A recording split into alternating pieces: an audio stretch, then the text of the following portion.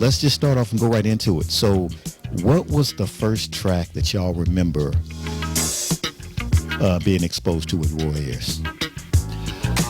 For me, it would be, I know I got into jazz a little later, coming from deep in the blues country over there in Mississippi. But once I got to Hawaii and got hooked up with some of those cats out of Philly and New Jersey, they turned me on to jazz, and it was Vibrations. Just Vibrations. Word? Okay. Which was really cool because I thought all jazz was just instrumental. But boy, was I in for a surprise when I really start, focusing on some of the artists, such as Roy Ayers, Tom Scott. I could go on and on. Me too, bro. Me too. He had some beautiful songs, and I've always wondered: is it the vibes that he plays, or is it the xylophone or a vibraphone? Same thing. Same thing. Okay, good. Same thing. Because I only knew of was it Cal Jader and who else used to that talk, bro? Who else used to do those type? Was it? There's one other artist that was I know Cal Jader, and I'll think of him later. But yeah, that was my introduction to Roy Ayers. I don't want to go on too far because I know we got Miss London over there in the background. That's Pam I'm London. a hidden figure. So hidden figure. What was the first track that you recall hearing of Roy Ayers? It was Everybody Loves the Sunshine. It was junior high school, middle school, however you want to describe it from that time. But so, like my sonic sibling over here, Mr. Sexy Voice over here, Mr. Art Appreciation. Hey, I'll take that. I'll receive that. No, receive that, bro. I went backwards, like I started going, I liked it, and I was only in junior high, and I went to the store, I found the album, I liked the cover, so I started looking all the things that were in front of that to get a feel for, I don't really remember how I ended up incorporating, like finding out about Ubiquity and like some of his other like spin-offs and stuff like Ramp. Remember Ramp? Indeed, with Daylight? indeed. So absolutely. I think that came along, but he just made me want to research him. Like, first of all, he is my #1 favorite male R&B artist from that time frame. And when I tell you, man, his music would just get into me. And that's the best way I can describe it. Wow. And I'd have to say for myself, peace and love goes out to my pops that turned me on to this cat. And like you, Everybody Loves the Sunshine was the first joint that I recall hearing out of him. Like, I would think maybe, 80% of us that got turned on to Roy got turned on to Everybody Loves the Sunshine. Yeah. And let's say this also, I like to dig deeper, or we like to dig deeper. So think about this. Everybody Loves the Sunshine was never a single. No. It was never a single. That I did not know.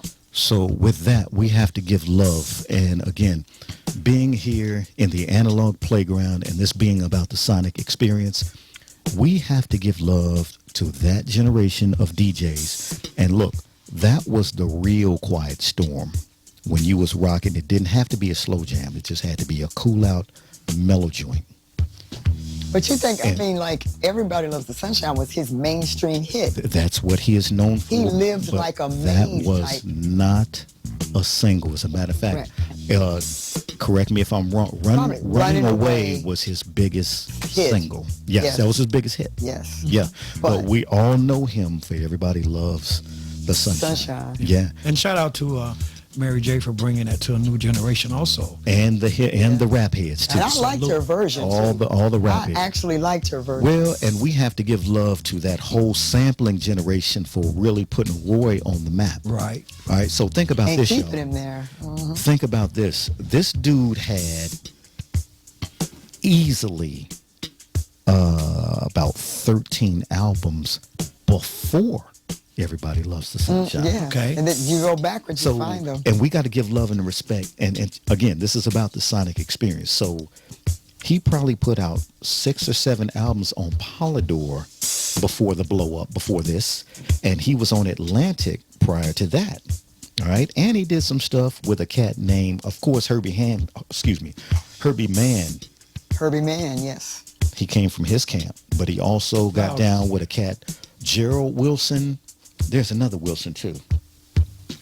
And also this badass bassist from Indianapolis named Leroy Vinegar. So I wonder if Paul. this is all during the 60s. Okay. But just think, this cat put in a lot of work prior to Everybody Loves the Sunshine. So, and just, and at this time he was 36. Yeah, he's about 36 years old by the time Everybody Loves the Sunshine hit. So he had been putting in work long before that. This is the walking book of knowledge in Black music history. Absolutely. The art appreciation. It's just pieces. It's just deep pieces. though, and I love it. There's so much, and listen, I'm just a student, just like we all are of life. It's the same thing with music. Because trust me, I do not claim to know it all, and it's nice just to pick up pieces. And also, everyone has their own experience. So with that, also, what was the first album that you both bought by Roy Ayers? It was that one. For me, it was the one with everybody, because Really? yeah, Okay. I think it was about $5.99. That's the same album I bought. And he had the yellow shirt on the cover. Yeah, and the Sunshine. lemon. And I was fascinated by the lemon toss. Like, what, is that a tennis ball? What is that? I'm not sure. I never think paid it's a attention to lemon. it like that. I just saw the yellow T-shirt. Right. I and saw him the yellow smiling. lemon. I saw the whatever he was tossing up. And we were speaking earlier, the joint Keep On Walking, that was on there. That was Gino Vanelli's.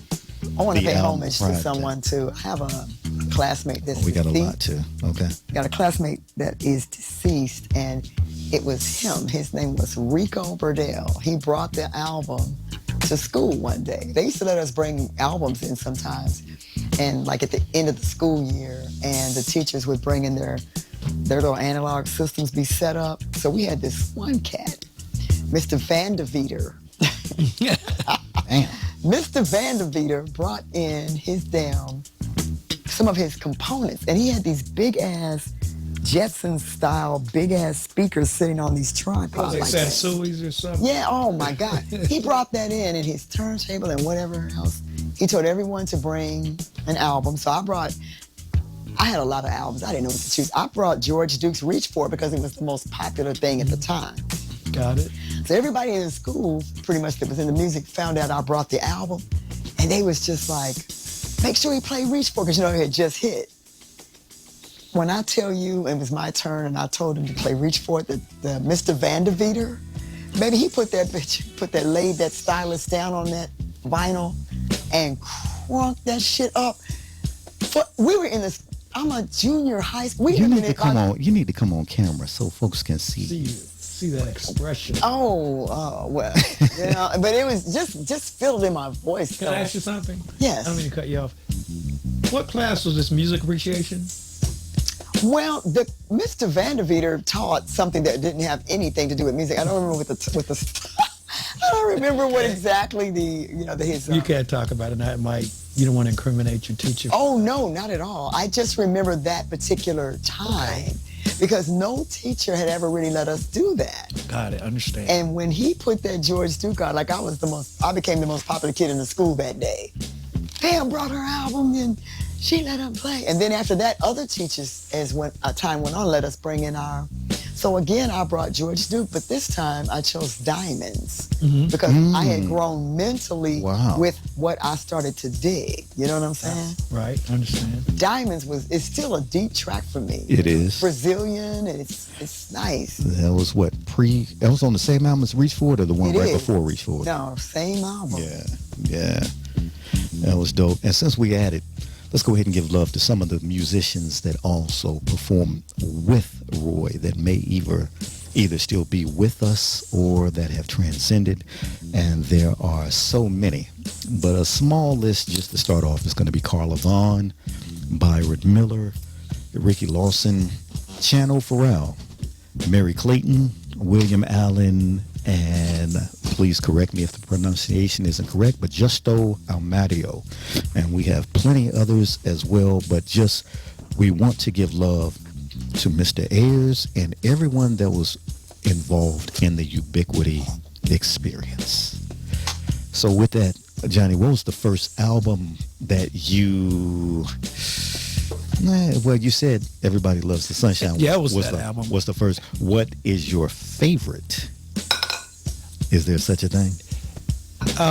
I wouldn't call any a favorite, but there was a few songs that that I call my favorite. And one that I hear a lot now is it We Come From Brooklyn, Baby? Yeah. Oh, yeah. Isn't that tight? Yes. Hip hopsters love that one. Absolutely. Off of the He's Coming album. Yes, sir. Yes, sir. Yes. Yeah, I like that. I hear that on a lot of the YouTube channels now. A lot of people play. I heard it a couple of times on my Pandora. And another deep one is The Third Eye. Yes. Oh, yeah. The Third Eye. Yes. Baby, baby, baby. Now, Absolutely. please allude to what you were talking about before. So look how he would put the inspirational Yes. lyrics in his stuff. It was all about higher vibrations. All the time, for real. Yeah. Like he was the ultimate and the king of high vibrations, if you think about that time. Even had a song. Was it Good Vibrations? Was that him? But no, just vibrations. It was No, just, it was. No, it was Good Good Vibration? Vibration. It was called Vibration. called Okay, vibration. got you. But yes. That was one of my favorites. As a matter of fact, that's the one that ladies and gentlemen, Johnny J brought over here today is that Absolutely. Vibrations And he album. also sure did. said there's another track on there called Melody Makers. And Memories that we once had. That's the I joke. want to hear Memories those keep two because I'm coming not back. familiar with That those album is particular- really And I tight. have that vinyl, but I just didn't listen to those two. Let me see. Yeah, he So, goes okay. Melody Maker. Play it for me. Yeah, it's pretty. Okay. That's tight. It's, Yeah. Yeah. Huh. It was he had so much stuff, so many Man, look at talented this show. musicians. Can you imagine being there? So we are viewing live at Ronnie Scott's, which was one of probably Roy's best live, at least videos that I've seen. And oh my God, he is killing it. Where's this Ronnie Scott's? Is it in Atlanta? It's London. No, it's London. UK. It's Yeah. in London. Okay. Again, that's where I first saw him. It was over in Amsterdam, and I was. I mean, look at these cats. Okay. Look at the sweat beaded up on it. He's feeling it. Music is to feel. It is. Yeah. And if you don't understand that, then you're not really a music person. Music, whether it's classical or whatever, it could be classical Roy Ayers doing Sunshine. If you don't feel and not just listen, you know what I'm saying? And that's why, with the concerts nowadays, I'm not knocking this generation. A lot of times they're at these concerts with their phones, but it just seems like you're missing something. Maybe you'll pick it up later. Who knows? They will. They will. Sit there and enjoy it like we did Yes. last weekend. Yes. Yeah. Yeah, it was awesome. I mean, but it's all a different experience. Just like think how you go from a big band. So you go from the big band era where you had 40 and 50 guys together down to just a funk band that we would have. So our parents would say the same experience. Absolutely. You stripped away the horn sections, you stripped away the strings, all that kind of stuff. So, I think every generation can say everything. something. Yeah. Strings, I started to appreciate as I would my ear would Makes you catch it appreciate it, right? in different tracks. Then I started almost ear hustling for a string because I really learned to love them, which also in turn got me into classical music too. So is it Melody Maker? This Memories. is Memory. Ooh. Roy Ayers. And again, we got to Roy. give love to so many of the rap artists that have sampled his stuff, and that's what really put him back on the map. Him, just like James Brown, just like Bob James. There were so many guys that had one hell of a catalog, but no one knew about it until this stuff started getting sampled. Couldn't you say, especially now that how artists, and I'm not saying musical, but painting artists that do pictures and paintings and how their value of their work increases after their passing. Absolutely. A lot of our musicians are like that. A lot of their old stuff is discovered a lot of times after they're gone. Oh man, And that's and sad. appreciated. You're right. Yeah. And underappreciated. And see, Absolutely. and I'm the B-side girl, so for sure, to me, it's very important to note that you should always check your B-sides, baby. Absolutely.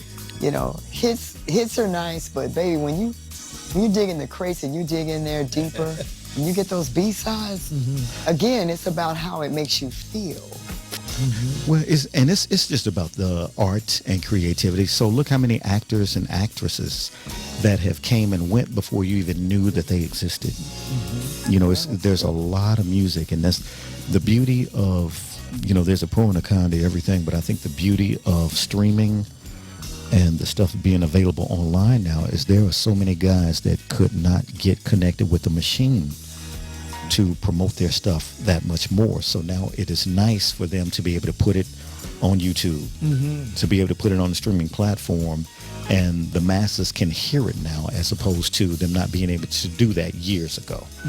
And they could have passed. They probably have passed 20 and 30 years ago, but now their music is there for all of us to enjoy. Absolutely. For all of us to really dig it. Yes, you know? it's funny you said that. I've been watching a lot of Coltrane on YouTube now. This guy, and you know, that was just almost acoustic back then. And, you know, they had the stand-up bass, had a piano, and a drum, and that was it in the sax. And he did this one song he did. It's about 20 minutes long. My favorite, is it my favorite? My thing? favorite things. Oh my God! I just Wait a minute, Roy Ayers doing my No. favorite? Oh. John Coltrane. Okay. Yeah, we were talking about artists after they're Yep. gone. Yep. And like I said, now I was watching Coltrane. I love some Coltrane. Oh yeah, me You too. know, he just Yeah. really nice. You know. And I understand his family. I know we don't Warriors, but I understand there's Alice. Was that his wife? Yes. And then yes, there's another sibling or offspring that plays the instrument also. That's Ravi. Yeah. So I did not know that. See, that's like you said, streaming nowadays. You learn a lot more. Yes. A lot more is coming out on these families. Listen, Yeah. I hate to interject, but again, I am watching this live at Ronnie Scott's. And listen, to anyone that can hear this, if you have never witnessed Roy Ayers live at Ronnie Scott's on YouTube, please, by all means, take time to check it, because he was inspiring, because I'm watching as he's taking off his jacket now, he's sweating, losing it. But you know what? It's inspiring the other musicians to go hard. Yeah. Look how hard they're going. And I bet you, they're in London, right? They're feeding off that crowd. Oh, yeah. Oh, you feed off of each other's energy. That's what raises the bar. Yep. And with that, more musicians to give love to that was in that journey or excursion with Roy Ayers, and that would be Greg Fillinganes, Harry Whitaker, Edwin Birdsong, Philip Wu, Steve Cobb, James Mason, all right. Sylvia Cox, and Jimmy Haslip. Yeah. And also much love and respect to Electric Lady Studios, where he seemed to have recorded quite a bit of his work at that time.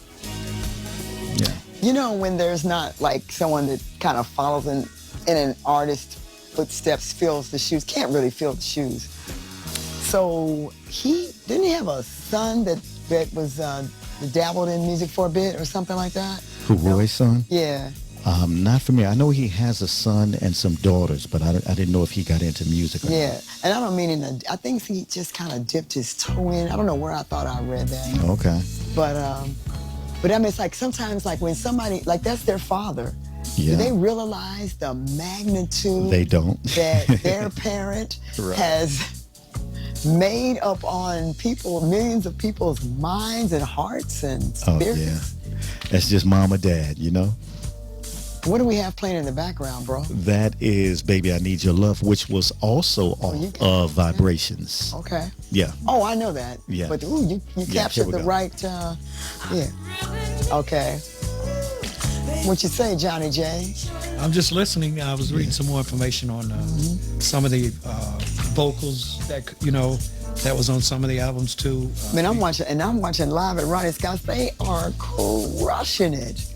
Who was the vocalist you see, bro? Carla Vaughn did. Carla Vaughn. Sexy ass Carla Vaughn. Send me that. Remember that song? Yes, absolutely. Oh, yes. Oh, yeah. It's amazing, yeah. Yeah. Do you recall the Ubiquity album, Star Booty, that they did? Ooh, I have it. 2 copies. Yeah. What album was That's Sylvia Cox. Spirit of The Spirit of the Doo-Doo? Yeah, that was something. That's when I first heard that title. That was on Mystic Voyage. Okay. Yeah. So you know that's Sylvia Cox on Star Booty cover, right? No. Is that her on there? I'm pretty sure that's her on that cover. Yeah. Okay.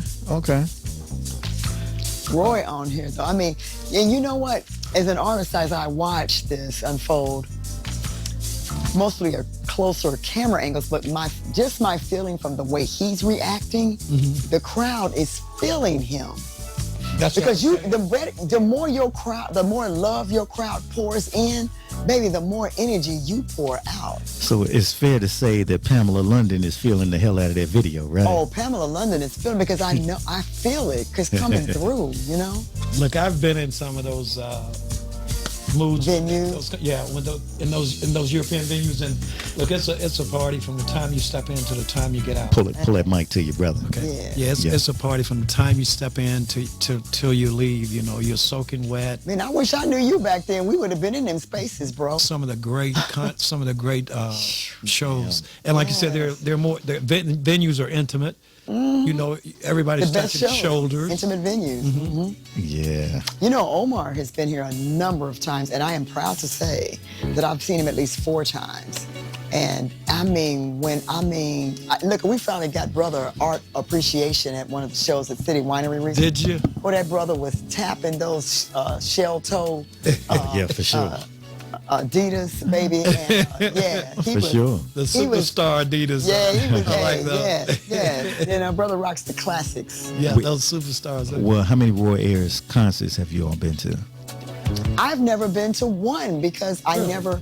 Well, I mean, when I got into him, I was still living at home in the state of Kentucky, and like Cincinnati, he had a big following there, but I was already a music addict, so I was already a fan. But like, I never heard him playing with anybody, like not opening, not backing up. Really? Or I would have, even at the Jazz Festival in Cincinnati every year I went to that thing probably 15, 20 years of my life. I've always gone to it when I still was there. It's good to have a jazz festival near your hometown. Oh, yes. All you can do is get a ticket. You don't have to worry about traveling. I'll tell you something funny. I'm going to take you back. So back when I was going to a lot of those shows, remember the brand Cross Colors? Yeah. Oh, wow. Yeah, I had this Wasn't that from these kids in town, Crisscross? Didn't they wear cross colors? Was that Cross Colors? I don't know who. They wore that. Yeah. Oh, I love Cross Colors. I was so excited about that jacket I bought, man. Cross colors. Cross Colors. Da-da. Yeah. Da-da. He's got the smoothest sound. He does. He He was that guy. Roy was. His music was really before his time. Yeah. I mean, it's actually kind of rolled back around. It's I'm back glad around. it has too. Me too. And I hope it keeps rolling around. Yeah. Even when I'm gone, I want people to hear Roy Ayers. Get this experience, baby. Listen to this sound. Oh, may I ask? Oh, wow. Yeah, I must have. What's this, bro? I don't have this, though. What's this that? song? Oh, this came off of, let me see. It came off a couple of them. So Oh, my goodness. this was after the Polydor years. Oh, my. See, this is when music addiction comes into play. Yeah. I started jonesing, like, I gotta have. So it was on an album called Drive, and what was the other one? I It have was Drive. It was Silver Wait. something. Isn't Drive on Ichiban? That is. This was on there, and I'm. You already got it. Yes, but that was the second pressing. He also did one on his own label, Uno Melodic, and it was called Silver something. Well, the one I have is on Ichiban. So. Mine too. Yeah. Oh, wow. This is hot. Roy, we miss you, sir. Indeed. Thank you again for your gem. Indeed. And with that, we got more cats to give love to. So Billy Cobham was down with them. Get out of here. Billy Sonny was just Fortune. They all accepted performed with this cat before. Didn't he just get some accolades? Who? Billy Cobham. That He was just accepted him George to the- Duke's sidekick for a while, wasn't it? He was. Just got He accepted was. into the Rock and Roll Hall of Fame, I believe. Oh, Or that's- one of those. Oh, that's great. Yeah. What is this again? What was that, Roy, again? This is DC City. And I got to look up the other one to see what the other one's named. But he put it on 2 releases. So Uno Melodic was his first attempt at an independent after the Polydor years. And then after that is when he hooked up with Ichiban and did the Drive, and he re-released it. Yes. Oh, yeah. Yeah, for sure. So, is this the instrumental version or the vocal version? Well, there's only one version. I just Okay, dropped okay. out. What's in this? Well, that loop is just something. What's the name of that one? That's it. Silver Vibrations. Okay, so Okay. that was the one that The he second released. pressing. That's the original press. Oh, it is? that he did. Oh, I must And then he have. released Drive later on with Ichiban. Okay. Yeah. Look at that. Zachary Barreau was on the guitar. Okay. Just Roy. Yeah. Y'all. Yeah, but that's the beauty. What, Kev, what we looking like on time, sir? 35? Okay. All right, cool. We've been Now- in 35. We got 35. No, we've been in for 35. Okay. It don't take long when you start rapping and just talking it up. But again, peace and love goes out to Billy Cobham. Excuse me, Billy Cobham, Sonny Fortune, Ron Carter, Rudy Van Gelder, the engineer, Bert DiCato, Gordon Edwards, Cecil Bridgewater, Jimmy Owens, and Denise Dee Bridgewater. All these people have had interaction with Roy Ayers during his performances, excursions, and have done recordings with him at one time or another. So not only do we appreciate Roy Ayers, but we also appreciate you as well. So we thank you for the art and the creativity that you have given plenty of us to rock off of for many years to come. Many years to come. Bro, when I'm 90 and I can't do nothing, I put them headsets on and Indeed. put Roy on. Absolutely. I love some Roy Ayers. Oh, Hey, and there peace. is no sound like that sound. I mean, Yeah. it's so... And it's unmistakably Roy when you hear it, isn't it? That's the beauty of it. unmistakably, You just don't say, "Who is that?" undeniably. Yeah. And No peace and love cap, goes out no to cap. Ramp as well. Yes. And I want to say, Any and, group that he, and I apologize, but we just lost one of the brothers in Ramp recently. So peace and love to you, my brother, Oh, wow. as well. Yes. Out of Cincinnati, Ohio, stand up.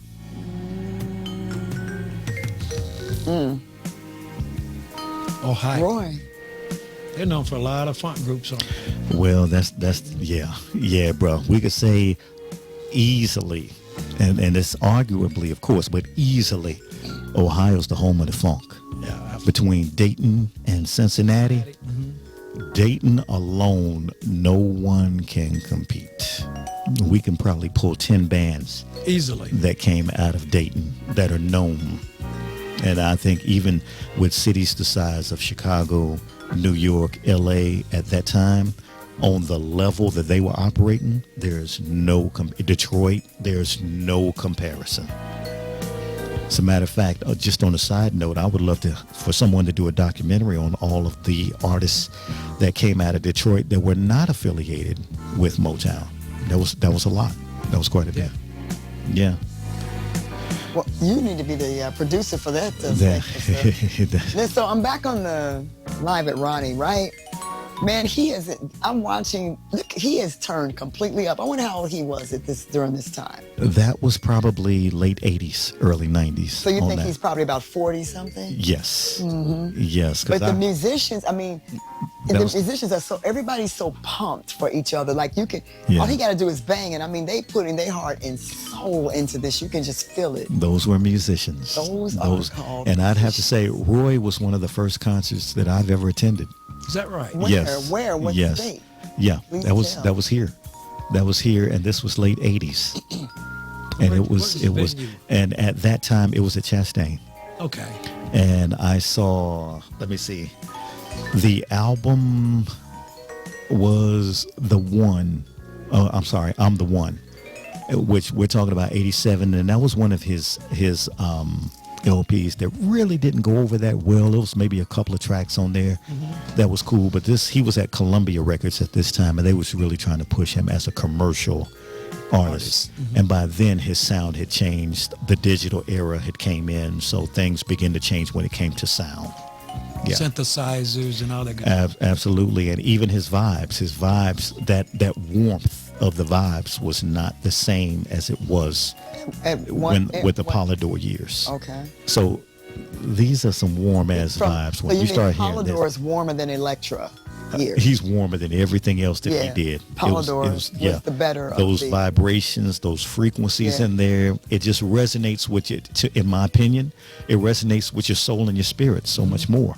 It's a certain warmth that comes along with that. But it wasn't even just really the music it was changing to keep up. You know, the nostalgia. I don't know. Yeah, music was change. changing, and they were going from that doo-wop, R&B, slow jams to funk, and then was it disco, and then funk? Which came first, disco or funk? The funk. Funk came in. And disco wiped it out. Yeah, disco wiped that out, and then it comes along. Oh man, they wiped it out. Boy, I missed the funk too. Yeah, you can't kill a funk, as James Brown would say. You know, I really never really was digging the techno dancey stuff. I like house, but I didn't like disco. And you really got to know the difference to know the difference in sound. No, I think house derived from disco. Yes. But house still has a different feel. And I guess since we got to segue with some of that Roy, he did a lot of disco at that time. Yeah, that Running Away was hot though. But I will say this though, it depends on what type of disco you're talking about, because all that Philadelphia International, all that stuff, Harold Melvin and the Blue Notes, Teddy Penn, that was all disco. Matter of fact, now if you don't know, what's my man's name? I want to say that is Earl. Not Earl. No. Excuse me, my apologies. Earl Young. So he is the original drummer for the Philadelphia International Sound. He is known as the father of disco. That pretty much four on the floor. He's the one that created that. Okay. So when you hear Bad Luck by Harold Melvin and the Blue Notes, that's him. When you hear all that stuff that was just four on the floor, he's the one that, but again, that soulful disco. That's not that techno-y stuff that you would hear maybe from some other country. So I am just listening to how sexy this song is. Oh my God. Like I don't have this. Wait a minute. What is this? There are so many. And disco, like, I didn't mean to cut you guys off. Disco, like jazz, really brought people of all absolutely ethnicities, color, you know, sex or national origin together. It really did, because that's when I really first started hitting the clubs. Remember, I was young then. Yes. You know, bro, disco was that thing. As much as they want to abuse it and neglect it, it's like everything else. You know, once certain folks think they're finished with it, they want to call it played out. There's a lot of beautiful disco music out here that had string arrangements, that had horn arrangements. Come on, man. Sounds of Philly. Come on. And that's why we can't just throw a whole genre and say it was trash. No, there's some dope stuff out here. Yeah. And look, Roy, that's just so dope. Listen to these strings. Yes. Strings just do everything. Yeah, strings bring a whole dynamic. And you could, when they play, it's just violin had becomes sexier and sexier to me. That's why on my birthday party I had a violinist. But violins are so sexy and so underrated. Yeah. All right, y'all. Well, I guess it's about that time, being that we should be close up on it. So if I want to throw out some tracks that were B-side faves. Oh, and hold on. Let me give a few more, because we got a shitload of people still to give love and respect to. So bassist Clint Houston, Wayne Garfield, who happened to have written and sung vocals on this track right here, Charles Tolliver, Herbie Mann, Bad Wilbur Bascom, Bernard Pretty Purdy, Leon Pendarvis, and Pat Rabillo. Yes. So what you got over there, sis? Talk to us. Oh, that's so... Okay, I'm going to throw out 3 tracks that are just random favorites of Roy Ayers tracks that I really enjoy. All B-sides and very underrated. And that from the Lifeline album, there is Fruit and Together, which my sonic sibling did not dig either one of. However, he needs to take a second listen. Oh, yeah. I like the Dolomite tracks. Yeah, and then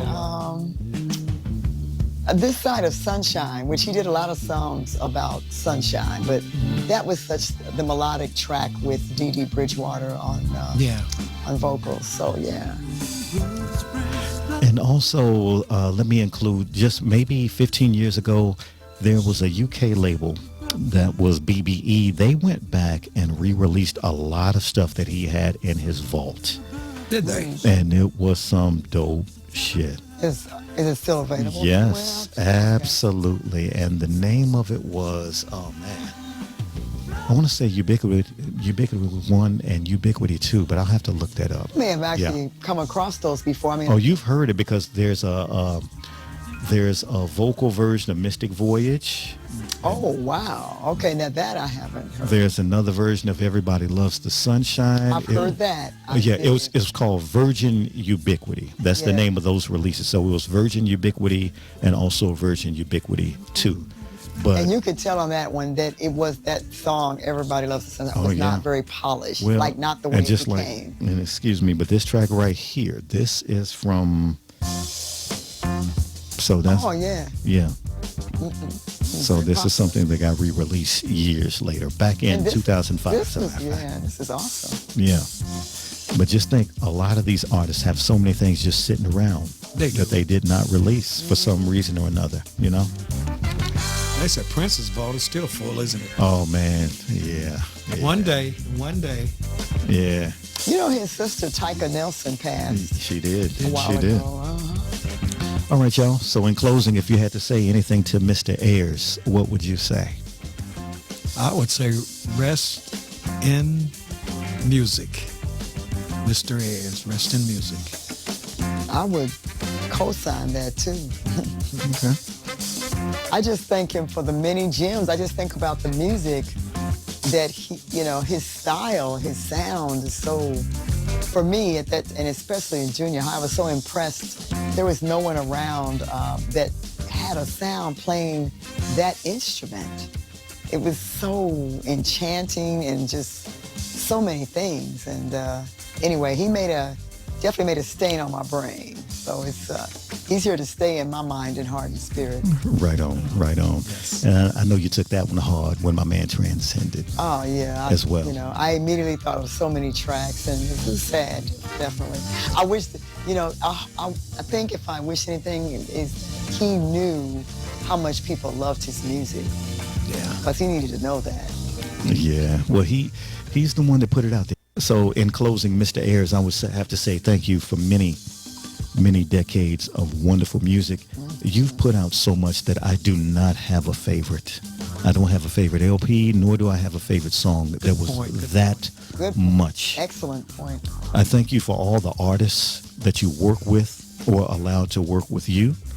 I appreciate you exposing us to higher vibrational music. I just hope that many can follow in your footsteps.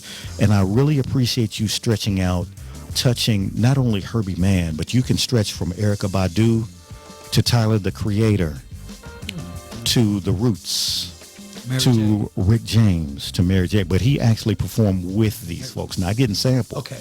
He actually performed with them. And I really appreciate you embracing the younger generations as opposed to talking over them. Thank you for your contributions. We will always hold you in high regard.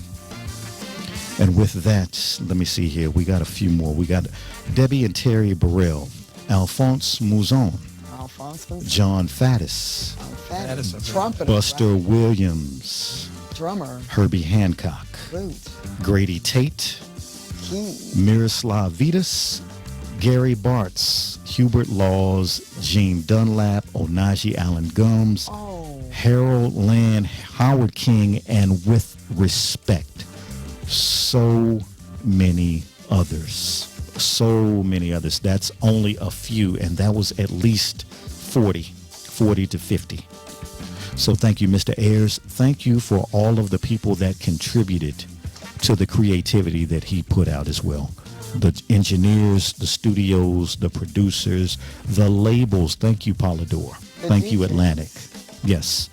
The DJs, the record stores that were responsible for turning a lot of us onto this folks stuff. like you and I. We thank you for that sonic experience. And in closing, please be sure to check out not only the dope stuff that gets sampled, but the 60s in the years, let's say in the Atlantic years. He was straight ahead, more straight ahead. But again, music is like links in a chain. So if you can handle the stuff that he did on Polydor, go back and dig some of the earlier stuff as well. On behalf of Pamela London, Johnny J, Camera Kev, I am Art Appreciation. Respect the rhythm, and rock on. Peace.